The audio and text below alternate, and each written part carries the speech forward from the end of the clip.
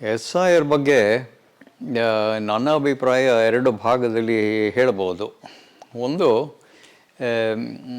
Legal angle, ಇನ್ನೊಂದು practical angle, on the ground ಏನಾಗ್ತಾ ಇದೆ ಅಂತ ಇಂಪ್ಲಿಮೆಂಟೇಷನದು. ಮೊದಲು ಲೀಗಲ್ ಆ್ಯಂಗಲದು, ಅದು ಸಂವಿಧಾನದ ಅಕಾರ್ಡಿಂಗ್ ಟು ಕಾನ್ಸ್ಟಿಟ್ಯೂಷನ್ ಇದವೋ ಇಲ್ವೋ ಅಂತ ಅದರಲ್ಲಿ ಏನು ಡೆಫಿನೆಟ್ ಆನ್ಸರ್ ಇಲ್ಲ.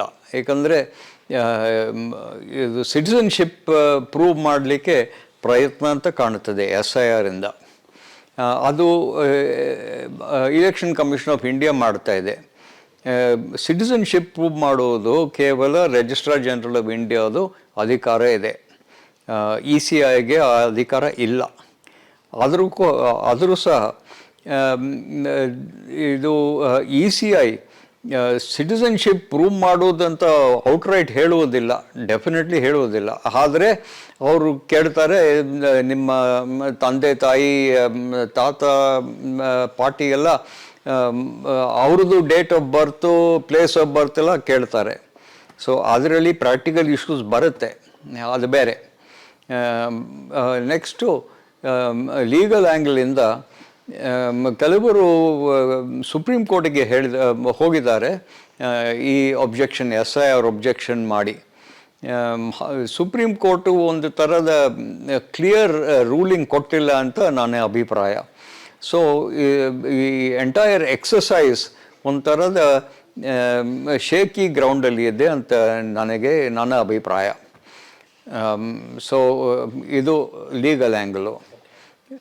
ಪ್ರಾಕ್ಟಿಕಲ್ ಆ್ಯಂಗಲ್ ಏನಂದರೆ, ಮೊದಲು ಬಿ ಎಲ್ ಒ ಒಂದು ಬೂತ್ ಲೆವೆಲ್ ಆಫೀಸರ್ ಬಂದು, ಬಿ ಎಲ್ ಒ ಮನೆಗೆ ಬಂದು ಇದು ಡೇಟಾ ತಗೊಳ್ಳುವುದು.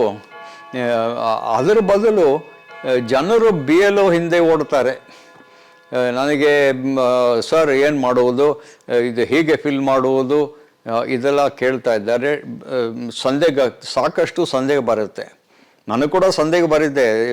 ಇ ಸಿ ಐ ಇದು ವೆಬ್ಸೈಟಲ್ಲಿ ಹೋಗಿ ಎನ್ಯೂಮರೇಷನ್ ಫಾರ್ಮ್ ಡೌನ್ಲೋಡ್ ಮಾಡಬೇಕಂದ್ರೆ ಎಲ್ಲಿ ಡೌನ್ಲೋಡ್ ಮಾಡಬೇಕಂದ ಒಂದು ಬಟನ್ ಇಲ್ಲ, ಸಿಕ್ಕಿಲ್ಲ ನನಗೆ. ಬಹುಶಃ ಐ ಆಮ್ ನಾಟ್ ಅಷ್ಟೇ ಇಂಟರ್ನೆಟ್ ಲಿಟ್ರೇಟ್.